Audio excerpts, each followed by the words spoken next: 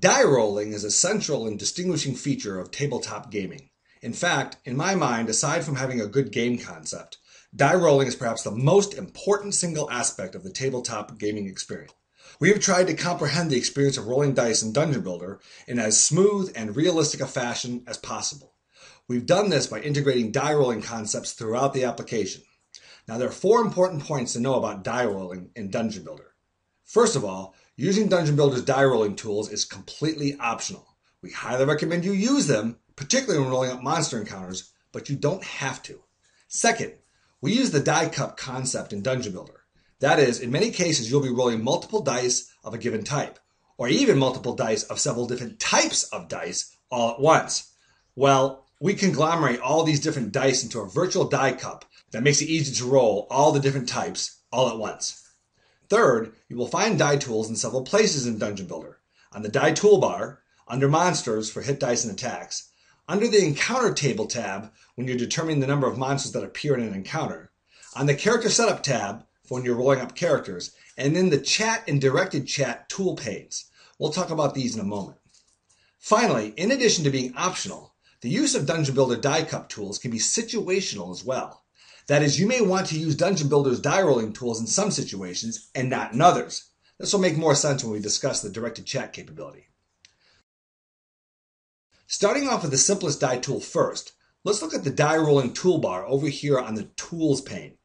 We have buttons up here for all the standard dice, die 4, die 6, die 8, die 10, die 12, die 20, and this percent sign here is for percentile dice. We also have this combo dice button down here, and this is for the die cup, and we'll get to that in a moment. But all these die buttons on this top row work in the same way, so I'll click on the die 8 to show you how this works.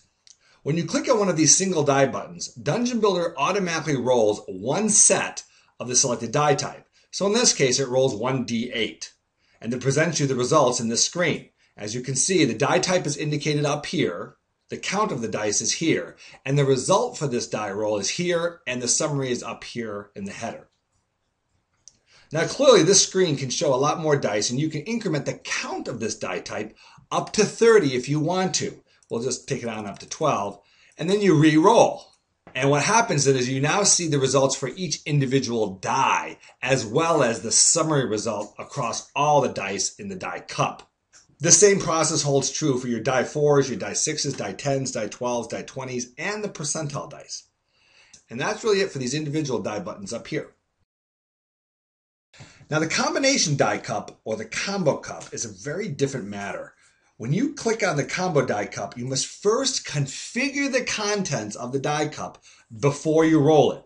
And you do this by selecting a count of a given die type, and you can choose up to 30 dice as we showed on the previous screen. And you also have a very broad array of die types that you can choose from, between a die 2 on up to a die 1000 or even a die 10,000. And then you can choose the modifier. Now this modifier works in 4 steps. First, you set the modifier to either a positive or negative indicator. Right now it's negative, I'll set it to positive. Or inactive, which is the X symbol. If you choose a negative modifier, the lowest die result can go to is a 0. You'll never get a negative individual die result, and you'll also never get a negative die cup total. You can now increment the value of the modifier on up to 99.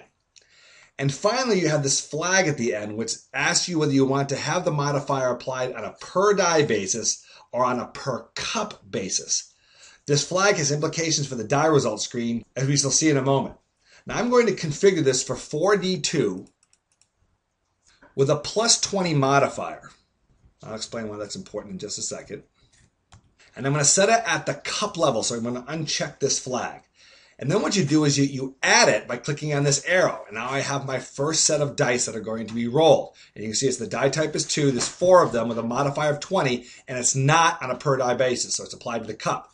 Now I'm going to change this, and I'm going to set the modifier to 3, but make it a negative 3, and make it per die, and I'm going to add that. So now I've got 8 dice that are going to come up.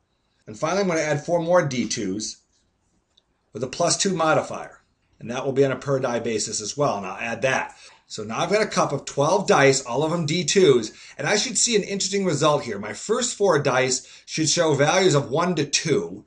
My second 4 dice should all show 0 because the -3 will outweigh the highest value of a D2. And my third set of 4 dice should show values of 3 to 4, okay? But my total value should be in the 30s someplace because I got this huge +20 modifier. So let's roll this and see what we get. And sure enough, our total result is a 40, and my first 4 dice are values of 1 to 2, my next 4 dice are all 0s, and my trailing set of 4 dice are all 3s and 4s. So it worked out just as we expected. And that's the combo die cup. Now let's look at something called the mini cup.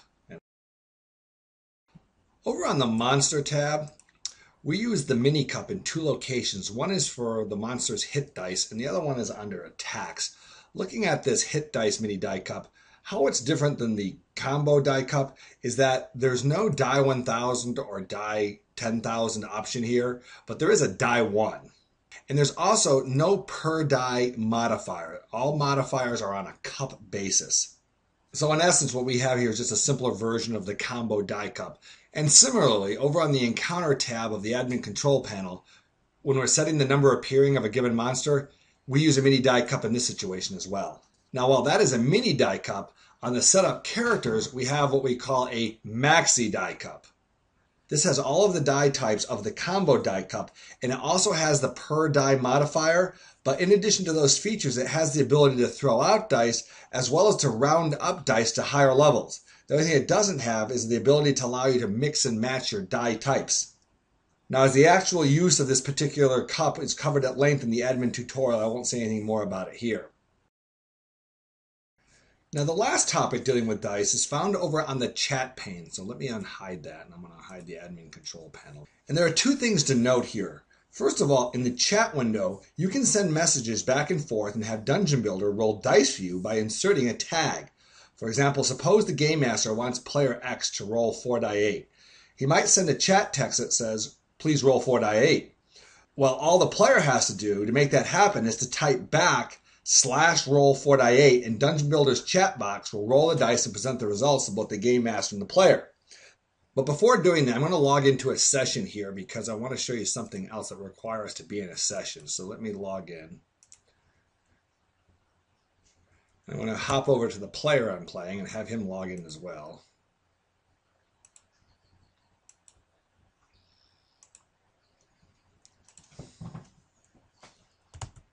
And so now back to the Game Master's version, you see that the directed chat window appears. Now first what I'll do is I'll open up a private channel with this other player, and then I'll tell him to roll 4 8-sided dice.